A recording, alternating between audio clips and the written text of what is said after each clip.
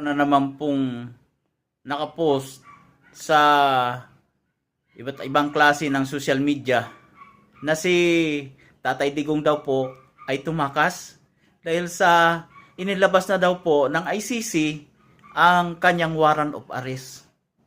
Uy, ikaw na nagpakalat ng fake news, huwag naman masyadong sinungaling. Manang-mana ka sa mga magulang mong sinungaling na gumawa sa iyong buang ka. Kailangan mo naman na gawin yung tama, yung may kapakinabangan sa kababayan natin kasi kababayan natin ang mga bibigyan mo ng informasyon. Hindi sarili mo lang. Kung sarili mo lang sana ay okay lang. Huwag mo namang iligaw yung mga kababayan natin, kabayan.